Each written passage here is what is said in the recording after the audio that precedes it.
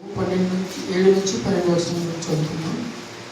దాని చెక్కుడు ప్రతిమలు పగలగొట్టబడును, దాని కానుకలు అగ్ని చేత కాల్చబడును.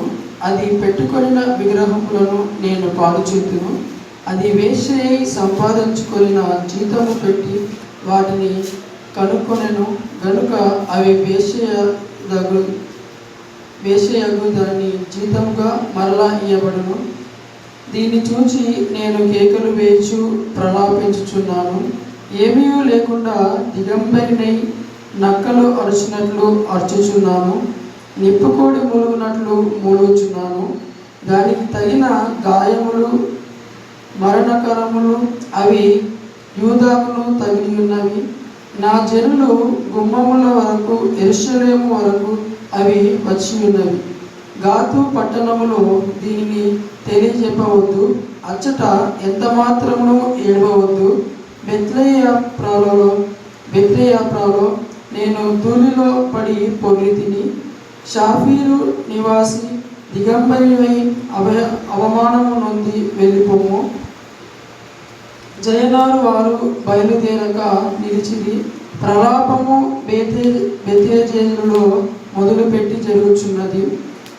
మారోతు వారు తాము పోగొట్టుకొనిన మేలును బట్టి బాధ నొందుచున్నారు. ఏలయనగా యెహోవా యొద్ద నుండి కీడి దిగి యెరూషలేము పట్టణం ద్వారా పుట్టుకు వచ్చాను. దేవుడి యొక్క లేఖన భాగాన్ని దీవించి ఆశీర్వదించుగాక. ఆమేన్. దేవుడు అనేక మంది బిడ్డలు నా తండ్రి వారి విగ్రహముల వైపు, నా తండ్రి చేతుల వైపు, మాంత్రిక శక్తుల వైపు నా ప్రభా ఎక్కడ పడితే ఇటు తిరిగి వారి జీవితాన్ని నాశనం చేసుకుని మీరు ఎంతగా బాధపడి ఉంటారు నాయన. దేవా, మీరు మాకు జీవం ఇచ్చిన జీవదాతమని గుర్తించలేకపోతున్నారు.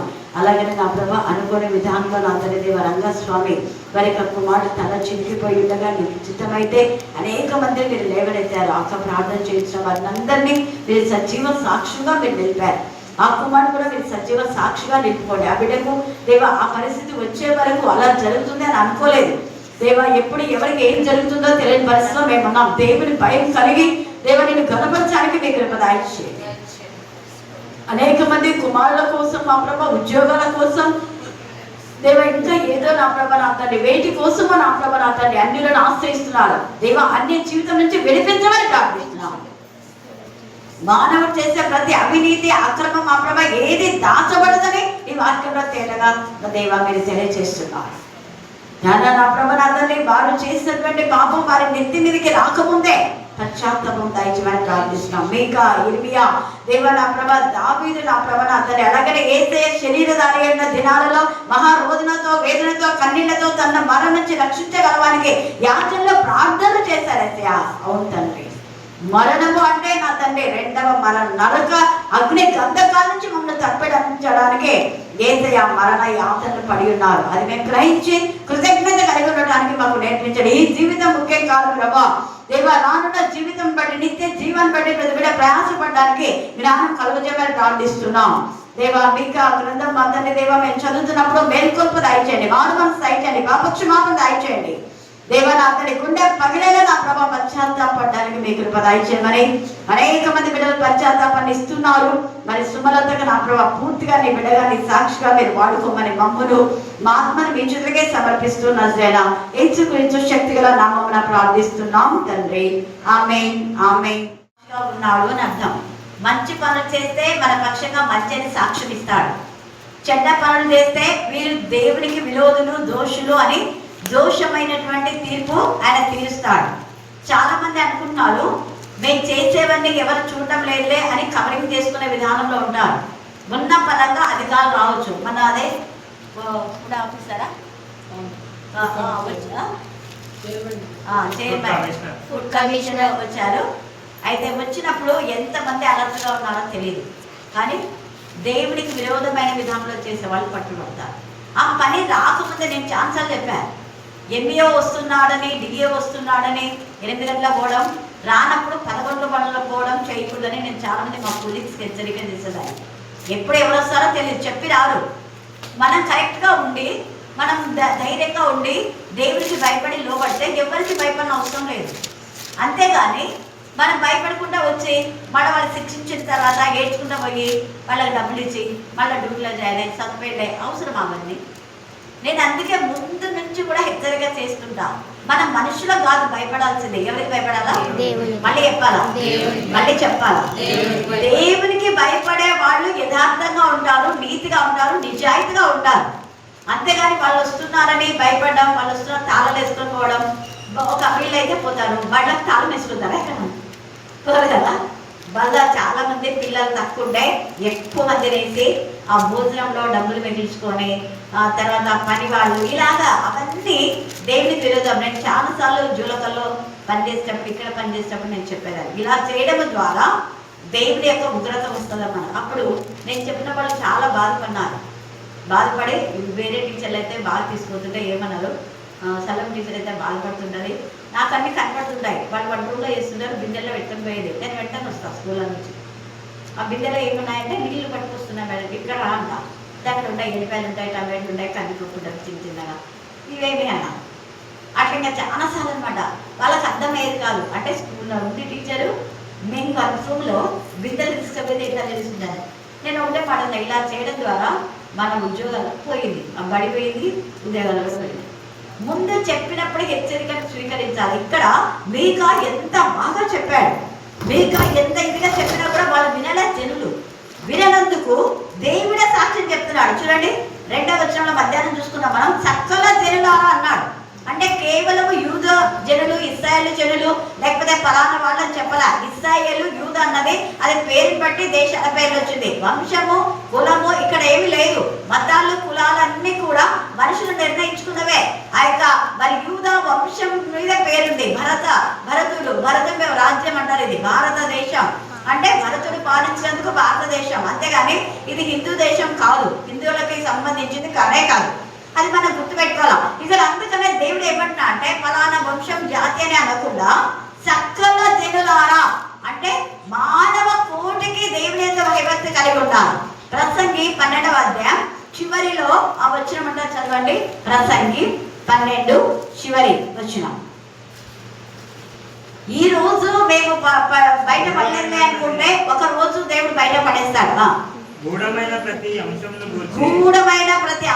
గురించి దేవుడు విమర్శ చేయనప్పుడు ఆయన ప్రతిక్రియను అది మంచిదే గాని చెడ్డదే గాని తీర్పులోనికి తెచ్చును. యెహోవా యందు భయభక్తి కలిగి ఉండటం మానవ కోటికి విధి అన్నాడు. ఖచ్చితంగా మస్ట్ అండ్ స్టూడ్.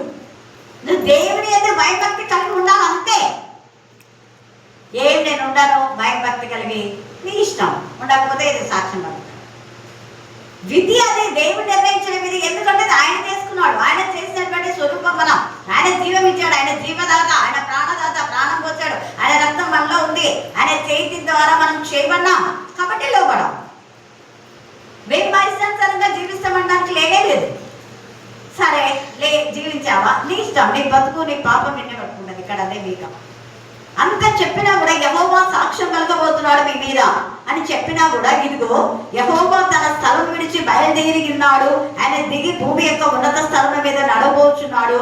ఆయన నడుమ అగ్నికి మైనం కలుగునట్లు పర్వతంలో కలిగిపోను, లోయలు విడిపోను, వాటర్ మీద పోసిన నీరు పారునట్లు అవి కరిగి పారును.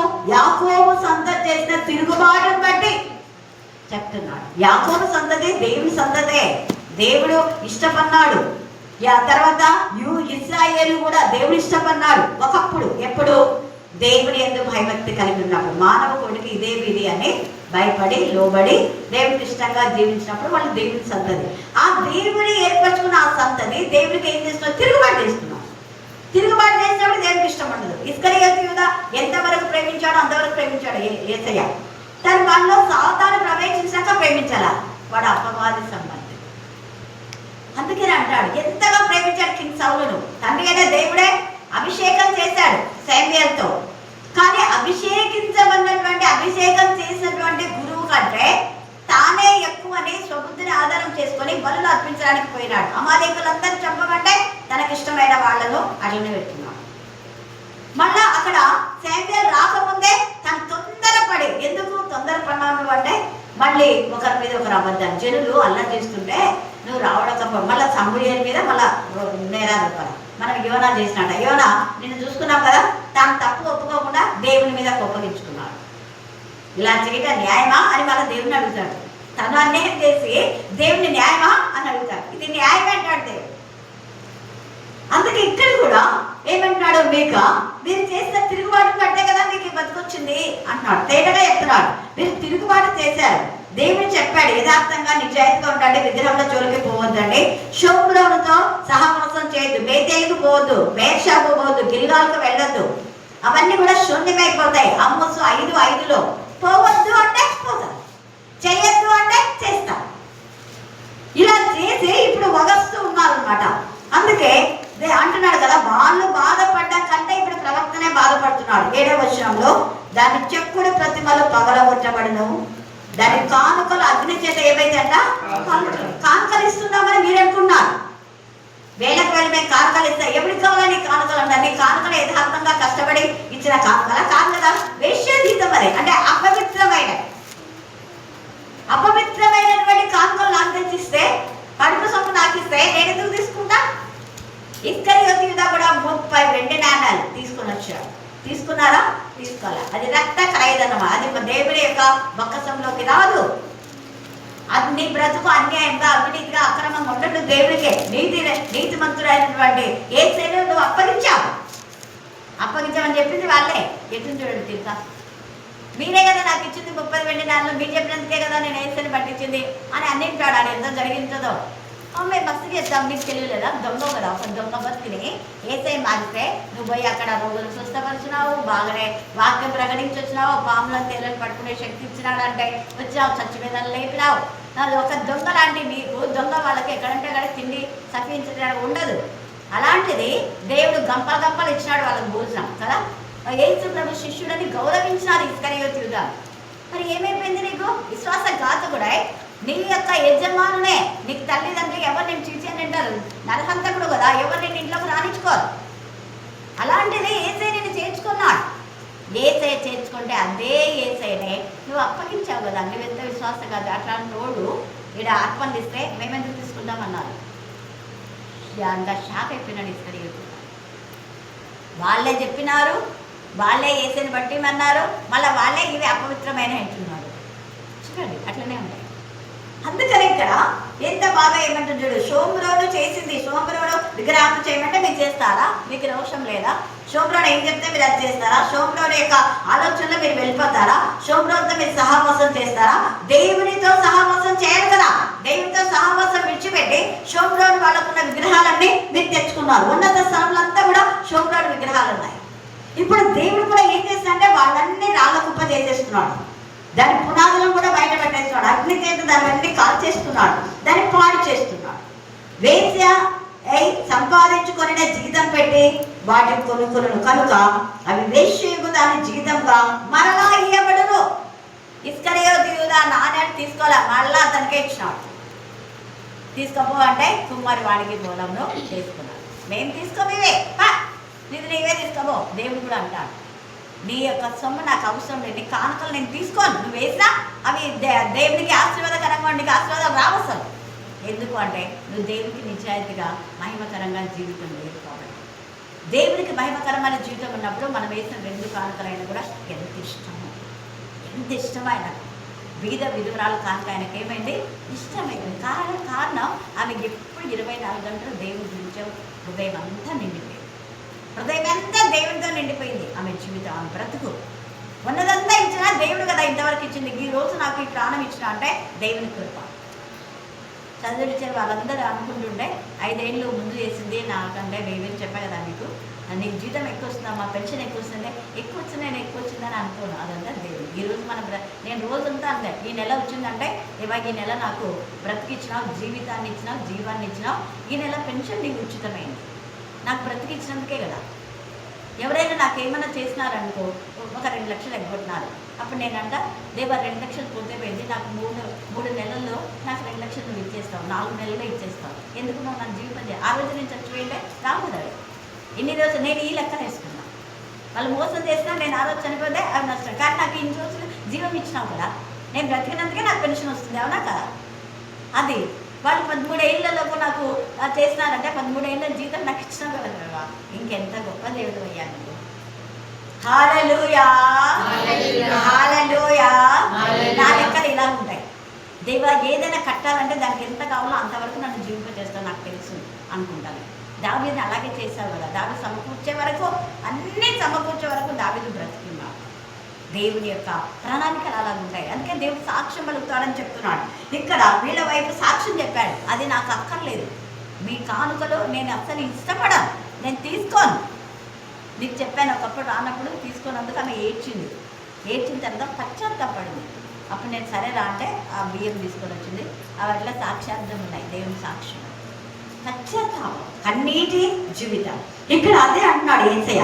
అప్పుడు ఇదంతా దేవుడు చెప్పేసరికి ఆ మాట విని చూడండి ప్రవక్త ఏం చేస్తున్నాడు అంటే, దీన్ని చూసి నేను కేకలు వేయచ్చు. వాళ్ళకి ఎవరికో శిక్ష వచ్చింది, నాకెందుకులే అనుకున్నాడు ఆ ప్రవక్త. అనుకోలా. వాళ్ళ పిల్లలు ఎవరో దొంగలైతే, వాళ్ళ పిల్లలు ఎవరో తాగుబోతులైతే, వాళ్ళ పిల్లలు తిరుగుబోతులైతే, వాళ్ళ పిల్లలు ఎవరో పాపం చేస్తే నాకెందుకులే అని అనుకోకూడదు. కాపరి కానీ, ఒక విశ్వాసి కానీ, లేదా వేరే తల్లిదండ్రులు కానీ. ఇక్కడ ఈ మీకా వాళ్ళ బంధువులు కాదు. కానీ ఒకరికి వచ్చిన బాధ మన బాధగా మనం వేరు చేయాలి. ఇక్కడ మీకా ఇది పరిస్థితి అంతా చూసి తను ఏం చేస్తున్నాడు చూడండి. అక్కడ వెంటనే దీన్ని చూసి నేను కేకలు వేయచ్చు, ప్రలాపించుచున్నాను, ఏమీ లేకుండా దిగంబరినై. వాళ్ళకేమైతే నాకేంట్లే అని అనుకోలే, దిగంబరి. అప్పట్లో ఇది ఉంది, ఆ గోనె పట్ట కట్టుకోవడం అని. అంటే వాళ్ళు ఏమీ లేనివైతే నేను కూడా ఏమీ లేనివాడినే ప్రభువా, నీ పిల్లలు ఇలా ఉన్నారు, వాళ్ళు బాధపడుతుంటే వాళ్ళ బాధ నా బాధనే అన్నట్టుగా ఇక్కడ మరి ఇది చేస్తున్నాడు. అందుకనే యెషయా కూడా ఎంత బాధపడ్డాడు, యెహెజ్కేలు కూడా. ఆ యొక్క మనుష్య బలంతో, గోమలంతో మనుష్య బలంతో అంటే లేదు ప్రభు అంటే వెంటనే గోమలంతో నువ్వు ఆహారం తినాలంటే, అంత పరిశుద్ధమైన వాళ్ళు గోమలంతో, లేవీలు గోమలంతో తినాలంటే ఎంత బాధగా ఉంటుంది. కానీ చేశాడు. ఒక పక్క మరి పడుకోమంటే కొన్ని నెలలు ఒక పక్కనే పడుకున్నాడు. ఎన్ని రోజులు అంటే 40 రోజులు, ఒకసారి 390. ఏం చేయమంటే నువ్వు అన్ని బట్టలు చేసి చెప్పులు కూడా వేసుకోకూడదు, వేసుకోకుండా నిధులలో తిరిగి దాన్ని ప్రకటించన్నారు. ప్రభు నేను అలాగా చేయాల్సిందే. కారణం ఏంటంటే మీ బతుకులు ఇలాగ అయిపోతున్నాయి చూడండి, వాళ్ళకి బుద్ధి రావాలి. నువ్వు దిగంబరిగా ఉండి ప్రకటిస్తుంటే ఇదిగో మీకు కూడా బతుకులు ఇట్లనే వస్తాయి. దేవుని ఆరాధించకపోతే, దేవుని మహిమపరచకపోతే, దేవుని గణపరచకపోతే, యథార్థంగా జీవించకపోతే, మీ ఇప్పుడు ఉందన్న దాన్ని చూసుకొని మీరు విరవేయొద్దు. ఇప్పుడు బాగా ధనం, ఆస్తి, అంతస్తులు ఉన్నాయని విరవేయొద్దు. ఇప్పుడు బాగా వెనకేస్తున్నామే, అక్రమైన సొమ్ము దోచుకుంటున్నామే అని అనుకొని విరవేయొద్దు. ఒకప్పుడు దేవుడు నీ బతుకు ఇలాగే చేస్తాడు అని వాళ్ళకి చూపించాలని చెప్పాడు. ప్రత్యక్షంగా ప్రత్యక్ష సాక్షులు అలాగా వాళ్ళు కూడా మొదర్చారు, నేర్చారు. ఇర్మియా 9వ అధ్యాయంలో చూడండి, ఇర్మియా ఏమంటాడు? ఇర్మియా 9 ప్రవక్తలకు ఆ బాధ, ఆ వేదన ఉంటుంది. అందుకని నాకు సుమలత అప్పుడు రాకపోతే ఎంత బాధపడ్డానో తెలియదు నాకు. కానీ తర్వాత ఆమె వచ్చినప్పుడు ఎంత సంతోషమైంది. 9వ అధ్యాయం 1 వచ్చిన నా జనులలో అంటున్నారు. అంటే మనమంతా ఆయన జనులమే, వీళ్ళంతా ఆయన. అందుకే సకల జనులారు, మీరంతా నా జనులే మీరు. కానీ మీకు మీరుగా వేరైపోయినా నా జనులలో హతమైన వారిని గురించి, నా జనులలో దేవుని యొక్క ప్రేమను రుచి చూచి, దేవుని వేళ్ళు పొందుకొని, దేవుని బిడ్డలుగా ప్రత్యేకింపబడి, ప్రతిష్ఠింపబడి, దేవుని కోసం కొన్ని రోజులు జీవించి వీళ్ళ ఆత్మలో హత్తులైన, పడిపోయిన ఆత్మ, చచ్చిపోయిన ఆత్మ లేదు, ఆత్మలో హత్తులైన వారిని గురించి నా కన్నీరు, నేను దివారాత్రం కన్నీరు విడిచినట్లు, నేను దివారాత్రం అంట, ఒక రోజా దివారాత్రం కన్నీరు విడిచినట్లు, నా తల జలమయం గాను, నా తల జలమయం గాను, నా కన్ను కన్నీళ్ళ ఊటగాను, నా కన్ను కన్నీళ్ళ ఊటగాను ఉండును గాక అని చెప్తున్నాడు. దేవా నేను ఇది మంచిగా జరిగే వరకు నేను ఇలాగనే ఏడుస్తాను. నేను నా ఏడుపను చూసి, నా బాధను చూసి, నా రోదనను చూసి వాళ్ళ ఆత్మలు వాళ్ళ వద్ద ఇదైపోయినారు. నువ్వే లేవనెత్తావో, వాళ్ళని గర్దిస్తావో, శిక్షిస్తావో, ఏం చేస్తావో. యాకోబు మరి చుట్టినారని తెగగొట్టావు కదా, తెగొట్టి యాకోబుని బిడ్డగా చేసుకున్నావు. 21 సంవత్సరంలో మర్చిపోయినాడు. 21 సంవత్సరం వేదన అనుభవించినాడు యాకోబు. అందుకే శిక్షించి గర్దించి వాళ్ళు మళ్ళీ నా దగ్గర చేర్చుకుంటానన్నాడు ఇంకొకసారి. అలాగే ఏం చేస్తావో తెలీదు, వాళ్ళు మళ్ళా నీ పిల్లలుగా చేసుకో. వాళ్ళు నిపుణులుగా కావడానికి ఇక్కడ ఇర్మియా ఆరోధించడమే కాకుండా ఇర్మియా ఏం చేస్తున్నాడంటే ఆహ్వానిస్తున్నాడు. ఒక ఆహ్వానం 9వ అధ్యాయం 17వ వచనం, మీరు కూడా రండి, నేను ఒక్కరిని ఏడవడం కాదు, రోదన చేసి వీళ్ళను కనుగోవాలంట. మరి కనుగొంటున్నామా మనం? రోదన చేయి స్త్రీలు కావాలి సంఘాలకు, కుటుంబాలకు వాళ్ళకు రోదన చేసే తల్లి కావాలి. ఎకవేరి ఎంత రోదన చేసిందో, ప్రతిరోజు రోదన చేసింటది. దేవా 3 నెలలు ఈ బిడ్డని నేను ఎలా దాచాలి రోజు అవి కొంచెం అసలు కంటికి రెప్ప వాల్చకుండా ఒకవైపు వంట చేసుకుంటా. ఆమె విధవరాలు, భర్త లేడు. అలాంటిది ఆమె ఎంతగా ఆ కుమారుని మోషను దాచింది. ఇంకా దాచలేకపోయింది. బాధ గుండె పగిలేలా ఏడుస్తుంది. జమ్ము పెట్ట చేసి, ఇంకా నీ ఇష్టం ప్రభా, నా చేతనైనంత వరకు నేను చేస్తాను. నేను కూడా అట్లా దేవా, నా చేతనైనంత వరకు నేను చేస్తా, చేత కానప్పుడు నీకు వదిలేస్తా. కానీ దేవుడు ఎట్లా శక్తిస్తున్నా నాకు తెలియదు. నిన్నంతా శుక్రవారం రోజు 4 గంటలకు లేచి ఆ రోజు నిజంగా దేవుడి స్తోత్రం మధ్యాహ్నం అందరికీ చెప్పినాను. ఆ రోజు దేవుడే అందరిని ఉపవాసం ఉంచాడు. మీరు కనీసం 12,000 తిన్నారో లేదో నాకు తెలియదు. నేనైతే 5 వరకు వితౌట్ మై నాలెడ్జ్. తినాలన్న ఆలోచన కూడా రాలా, తినలేదు అన్న ఆలోచన రాలా, తినాలన్న ఆలోచన కూడా రాలా. కొంచెం టీ తాగిన 5 వరకు అక్కడ వాళ్ళు ఒకటే తిను అని వాళ్ళు ప్రెజెంట్ చేస్తున్నారు. నాకు ఆకలి కాలేదు అంటున్నాను నేను. మీరు పోయినాక తినాలంటే ఒప్పుకోలే. 4:30కు తిన్నాను నేను. అబ్బా లైఫ్ అయిపోయినా. హల్లెలూయా. అంటే దేవుడు తనకు తానే చేసేసుకుంటాడు అంతే, మనకు తెలియకుండానే. ఎంత ప్రేమ కలుగుతాను ఇక్కడ. అందుకనే రోదన చేస్తే పిలవనప్పుడు వాళ్ళు రోదన చేయాలి మన కోసమే. అంగలార్పు విద్యను మీరు పిల్లలకి ఏం చేయాలంట నేర్పాలి. మన పిల్లలకి ఏం నేర్పిస్తున్నాం? ఆడ తీసుకురాపో, ఈడ తీసుకురాపో, వాడిని కొట్టుకో, వీడిని కొట్టుకో, వాడిని అనుకో, వీడిని అనుకో అని నేర్పిస్తున్నారా తల్లిదండ్రులు? అట్లాంటి తల్లిదండ్రులకు నరక యాతన తప్ప. అవును కదా, ఈమె మన వాళ్ళు కదా, వద్దురా అలా చేయకూడదు అని తిట్టాలి. కానీ చెయ్యరా పని. అందుకని ఇక్కడ రోదన చేస్తే కనుగోవాలా, పిలవనంప వాళ్ళు మన కోసమే రోదన కలిసి చేయాలి. అయ్యో వలసబోతుమే అని ఇంకా అక్కడంతా ఉంది ఇర్మియా దాంట్లో. అలాగా యేసయ్య కూడా మనం చూస్తే ఇక్కడ హెబ్రీలకు రాసిన పత్రిక 5వ అధ్యాయం 7వ వచనం చదవండి. హెబ్రీ 5:7.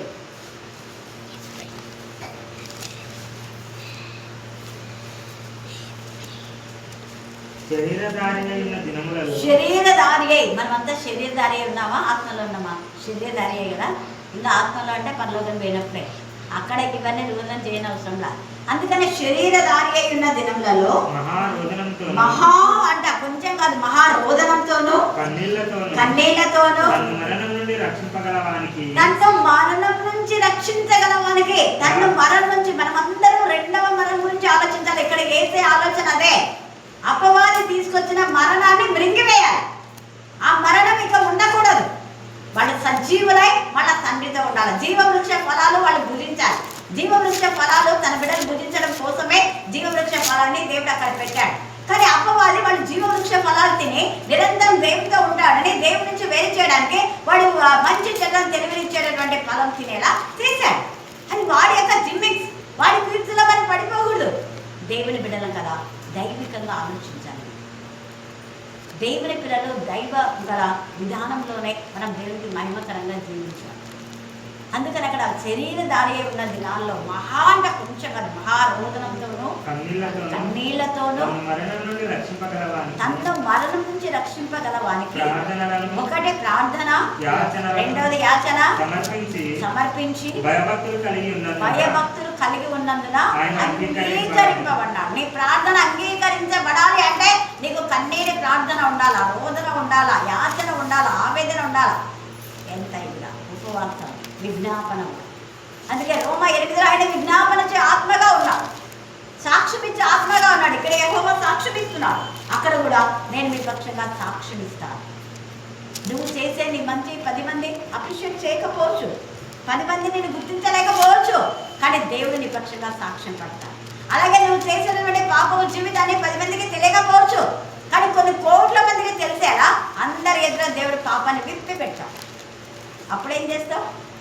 ఇప్పుడు పాపం బయటపడిందని ఒగర్చడం కాదు, బయటపడిందని తెలిసినప్పుడు పశ్చాత్తాపడి దాన్ని సరి చేసుకోవాలి.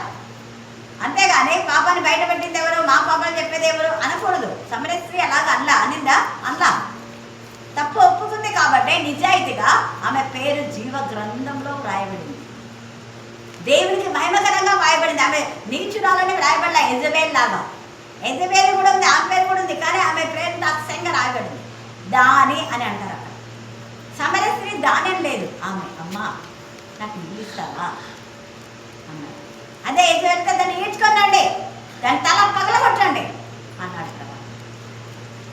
ప్రకటన గ్రంథంలో దానికి నేను సమయం ఇస్తున్నా, మారుమనసు పొందాలి, మారుమనసు పొందదు కాబట్టి దాని పిల్లలు ఏం చేస్తాడ, మంచం పట్టిస్తా, మంచం ఎక్కిస్తా, నెలలు మంచం ఎక్కిస్తా అంటాడు దేవుడు. ఎంత అవసరం గల దేవుడు. మనల్ని మంచం ఎక్కి వాళ్ళు చేస్తే ఇట్టయిరి, వీళ్ళు చేస్తే ఇట్టయిరి, ఎవరో చేతి వాళ్ళు చేసిన పాపాలు మంచాలు బట్టి మా పిల్లలకి ఏమో చేసినారు, మా ఆయనకి ఏమో చేసినారు, వాళ్ళు చేసినందుకు ఇట్లయింది, వీళ్ళు ఎవరు చేసినందుకు కాదు, నీ పాపం నిన్నే పడుతుంది. దేవుడు చెప్తాడు, ఇప్పటికైనా పశ్చాత్తాపడమని మీకు ఆయన ఇస్తున్నాను, వగరుస్తూ ఉన్నా, దిగంబరి అయి ఉన్నా. ఎంత బాధ, ఆ అవసరం లేదు మీకు. కానీ ఎందుకు ఇలాగవుతుందంటే మీరు ఈ దిగంబరత్వాన్ని 24 గంటలు కాదు, యుగ యుగాలు నరకంలో మీరు దిగంబరులే, మీకు వస్త్రాలు ఉండవు అక్కడ. అందుకు ఇక్కడ మీకు ఎందుకు అక్కడ దిగంబరిగా కావాల్సి వచ్చిందంటే నరకంలో అందరికి వస్త్రాలు ఉండవు, దిగంబరులే అక్కడ. అందుకే ప్రకటన అంటే నువ్వు ధనవంతుడు అని నువ్వు విరమిస్తున్నావేమో, నువ్వు దిగంబడు, దిక్కులేని వాడవు, నువ్వు గుడ్డి వాడవు. అందుకని వాక్యమైన కాటకన దగ్గర కొనుక్కో, బుద్ధి తెచ్చుకో, వాక్యం విని. ప్రకటన ఎంత చక్కగా చెప్తాను. నువ్వు అనుకుంటున్నావు నేను బాగున్నానని, లేదు, నువ్వు జీవించిన పేరు మాత్రం ఉంది, కానీ నువ్వు చెప్తున్న శవంలాగా ఉన్నావు నీ బతుకు. ఎంత ఇందుకు అక్కడ మాట్లాడతారు. ఇక్కడ కూడా అదే అంటాడు చూడండి, ఎంత చక్కగా ఆయన ఏమి వచ్చి అని లేకుండా దిగంబరి అయి నక్కలు అరుచున్నట్లు అరుచుచున్నాను, నిప్పు కోడి మూలుగున్నట్లు మూలుగుచున్నాను. కోళ్ళు ఇవి కూడా ఏంటి పావురాలు, కుక్కలు కూడా, కుక్కలు ఒకలాగా అని ఏడుస్తున్నాయి. వాటికి ముందే అవి ఏడ్చిన తర్వాత నేను వింటా. మీరు గమనించినారా లేదా? ఎవరైనా చచ్చిపోయినారని వింటా, బాధనన్నా వింటా. మీరు అబ్జర్వ్ చేయండి. ఎప్పుడైనా కుక్క అంటే నిజమైన కుక్కలు మామూలుగా ఏడుస్తుంది ఏమో, కానీ మామూలుగా మంచి కుక్కలు వినా ఓ అని ఒకలాగా ఏడుస్తాయి. అట్లా ఏడ్చినాయి అంటే సంథింగ్ రాంగ్ అన్నమాట. ఏదో ఉపద్రవం జరగబోతుంది ఆ వీధిలో, ఆ ఊళ్ళోనో, ఏదో వింటాం మనం ఖచ్చితంగా. మొన్న ఎంత ఇదిగా వచ్చినాయి. నేనేమనుకున్నా, తర్వాత సీచర్చి కాస్ట్ అనిపోయినారు కాస్త మౌన ప్రార్థన చేయలేదు కదా, నేను నచ్చదా ఇది తెలుసు కదా. సీచర్చి పాస్టర్ కొన్ని 30 సంవత్సరాలుగా పరిచయం చేసింది అన్న. 30 ఎంత ఉంది అక్కడ, 37. దానిలో నేను పెట్టా వాట్సాప్లో. అన్న ప్రభులను ఆల్రెడీ రిటైర్డ్ అయినాడు, అయినా కూడా సంఘం నెలకు 15,000 ఇచ్చి, ఇల్లు ఇచ్చి, పని మనిషి 10,000, నెలకు 25,000, మళ్ళీ ఇల్లు, అన్నం చూసుకోవడానికి. ఏ సంఘాలు తెస్తుంది? అందుకే దేవుడు స్వీకరించింది, చాలా ఆశీర్వదించాడు. హల్లెలూయా, హల్లెలూయా. ఆల్రెడీ 10 సంవత్సరాల క్రితమే రిటైర్డ్ అయిపోయినాడు అన్న. చూడండి ఇక్కడ, అందుకనే అంటున్నాడు కదా, ఎంత ఇదిగా మరణం వరకన్నా మూలుగుచున్నాను, దానికి తగిన గాయాలు మరణకరం. దానికి అంటే ఇది వీళ్ళ సంతతి, యాకోబు సంతతికి, ఇశ్రాయేలు సంతతికి తగిన గాయాలను బట్టి ఇక్కడ బాధపడుతున్నాడు. అందుకనే షాఫీరు నివాసి దిగంబరివై అవమానం నుండి వెళ్ళిపోము. వెళ్ళిపోము అంటే పశ్చాత్తాపడు అని అర్థం. తర్వాత అంటున్నాడు ఇక్కడ, అక్కడ బయలుదేరక నిలిచిరి. వెళ్ళిపోమంటే బయలుదేరకుండా నిలుస్తారు, అదే తిరుగుబాటు అంటే. ప్రలాపము బేతేలులో మొదలుపెట్టి జరుగుతున్నది. పోండి అంటే పోకుండా నిలబడుతున్నారు, రండి అంటే రాదు. ఇదే తిరుగుబాటు అంటే. ఇక్కడ చూడండి ఏమంటున్నాడు అక్కడ, బేతేలులో మొదలుపెట్టి జరుగుతుంది. బేతేలులో జరుగుతుంది ప్రలాపం, ఏడుస్తున్నారు, చెప్పింది పని చేయాలి. పోండే బోరు, రమ్మంటే రాదు. అందుకని వాళ్ళకి వచ్చిన ఉపద్రవం బట్టి ఏడుస్తున్నారు. అప్పుడు అంటున్నారు, మారుతూ వారు తాము పోగొట్టుకున్న మేలుని బట్టి. మేలు దేవుడు చేస్తాడు. పొమ్మంటే నీకు మేలు రావచ్చు, రమ్మంటే నీకు మేలు రావచ్చు, రమ్మంటే రావు, పొమ్మంటే పో. నిస్సారగా చేస్తున్నావు కాబట్టి రావాల్సిన మేలు నీకు జరగటం రా. మేలుకు ప్రతిగా ఏమవుతుందంటే కీడు. మేలుని బట్టి వారు బాధ నందుచున్నారు. అయ్యో మాకు ఆ మేలు జరగపోయా, ఇలా ఏమనుకుంటే ఇలా మేలు ఏంటంటే దేవుడు చెప్పినట్టుంటే మేలు వస్తుంది. దేవుడు చెప్పినట్టు వినకుండా మేలు రాదు. ఏదైనా యెహోవా యుద్ధ నుండి ఏమైందంట, కీడు దిగి యెరూషలేము పట్టణ ద్వారం మట్టుకు వచ్చారు. లాకీషు నివాసులారా, రథములకు యుద్ధపు గుర్రములను కట్టుడి. ఇశ్రాయేలు వారు చేసిన తిరుగుబాటు క్రియలను ఎందుకు కనబడినవే. వాళ్ళు చేస్తున్నందుకు వాళ్ళ శిక్ష నీకు కూడా వస్తున్నాయి. అవే క్రియలు కూడా చేస్తున్నావు, అందుకనే నీకు మీ బ్రతుకు వచ్చింది అంటున్నాడు. ఎంత బాగా కనబడినవి. ఇది సీయోను కుమార్తె పాపమునకు ప్రథమ కారణముగా ఉండును. సీయోను 13 వరకు మనం ధ్యానించుకున్నాం. ఇక్కడ ఎంత చక్కగా యేసయ్య కూడా ఎంత బాధపడినాడు మన కోసం. దావీదు 119, 136 చదివండి. దావీదు అక్కడ ఎందుకు ఏడుస్తాడో చూద్దాం. నా జనులు, గాడ్ బ్లెస్ యు, నా జనులు నీ ధర్మశాస్త్రం అనుసరించకపోయినందుకు నా కన్నీరు ఏలే పడుతుందంట. మనం ఏ లైఫ్ పడుతుంది, ఏమిటి ఉద్యోగం రాలే, పిల్లలు ఉండాలి, అది కాల ఇది కాల, ఇల్లు కట్టాలి, లోన్ కాల, మన ఏడుకివే. అవును, ఈరోజు నేను దేవుడి మందిరానికి వెళ్ళలేదు, వాక్యం వెళ్ళలేదు, అయ్యో దేవా అని బాధలు పడాలి. అది మనకు కావాల్సింది. కాబట్టి ఈ సమయం అందు దేవుడికి భయపడి లోబడ్డాం. దేవుడు ఈ వాక్య భాగం దీవించి ఆశీర్వదించి వాక ఆమేన్ ఆమేన్ ఆమేన్. ఆయన గొప్ప దేవ, నీ పాదంలో వందనాలు, కృతజ్ఞతలు, స్తుతులు, స్తోత్రములు చెల్లించుకుంటున్నామయ్యా. నాయన ఈ జులై మొదటి మాసంలో నా ప్రభా, ఈ శుక్లాల దినాలనైనా, ఈ సాయంకాల సమయంలోనైనా ఇక్కడ వచ్చిన ప్రతి బిడ్డని ఆయన మీ ఆత్మతో, నీ శక్తితో, నీ పరిశుద్ధ ఆత్మతో నింపమని అడుగుతున్నాము. దేవా, పరిశుద్ధుడు పరిశుద్ధుడు పరిశుద్ధుడు పరిశుద్ధుడు కూడబడుతున్న మా గొప్ప తండ్రి, 24 పెద్దల చేతను, దేవదూతల సమూహం చేతను మా కోసం నా ప్రభా, రేయనక పగలైనక నాన్న కంటికి రెప్పలా కాపాడుచున్న గొప్ప తండ్రి, నీ పాదములకు వందనాలు, స్తుతులు, స్తోత్రములు చెల్లిస్తున్నాను. దేవా, జూలై మొదటి మాసం కానుంచి నా ప్రభా, ఇంతవరకునైనా 2 సెక్షన్ల ద్వారానైనా కలిసినప్పటికైనా నీ కృపతో, నీ శక్తితో, నీ పరిశుద్ధ ఆత్మతో నింపిన తండ్రి, నీ పాదములకు వందనాలు, స్తుతులు, స్తోత్రములు చెల్లిస్తున్నామయ్యా. ఇక్కడ వచ్చిన ప్రతి బిడ్డనుగానైనా నీ పరిశుద్ధాత్మ శక్తితో నింపడి సహాయం చేయండి అయ్యా. దేవా, నా ప్రభు, ప్రతి యవనస్తుని నీ కృపలో జ్ఞాపకం చేసుకోండి అయ్యా. నైనా ఇప్పుడు చెప్పిన ఆత్మీయ మాటలునైనా ప్రతి ఒక్క మాటలోనైనా మీరే నైనా మాకు ముందుగా ఉంటేనైనా మేమేమైనా మరస్తుంటేనైనా మమ్మల్ని క్షమించి నీ కృపలో వాడుకోనండి, సహాయం చేయండి అయ్యా. సమరయ స్త్రీనైనా క్షమించినైనా, ఆ తల్లి పాపాలు క్షమించినైనా, ఆ తల్లిని కాపాడిన ప్రభు, నీ దీవ గ్రంథంలో రాసుకున్న గొప్ప దేవ, ప్రతి బిడ్డ హృదయంనైనా ప్రతి తప్పు తెలుసుకొనినైనా నిన్ను స్తుతించి, నిన్ను ఆరాధించి, నిన్ను గణపతి కృపను దయచేయండి, సహాయం చేయండి అయ్యా. ఈ రాత్రికాల సమయంలోనైనా నీ వాతావరణాన్నినైనా నీ కృపతో నింపండి, సహాయం చేయండి నైనా. నైనా పొలంలోనైనా మొలకలు వాడిపోయినైనా నీ కృప ద్వారా, నీ శక్తి ద్వారా నింపి వాడిపోతండి అయ్యా. నైనా ఏలియాకునైనా మొరపెట్టినప్పటికైనా 3.5 సంవత్సరములు వర్షము రాలేదు అయ్యా. నీ పిల్లల మీదకి ఏ ఉగ్రత రాకనైనా, ఏ శాపము ఏ పాపము అంటకునైనా నీ కృపతో నింపండి, సహాయం చేయండి అయినా. దేవా, మీ ఆఖరి దీవెనలు, కడవరి దీవెనలు, తొలకరి వర్షములు, ఆఖరి వర్షములు కుమ్మరించడంతో మీరే ఉండి నడిపించండి, సహాయం చేయండి అయ్యా. ఇక్కడ వచ్చిన ప్రతి బిడ్డనైనా ఈ కర్ణ మీ ఇష్టంలోనైనా పేరు వస్తున్న దీవించండి, ఆశీర్వదించండి అయ్యా.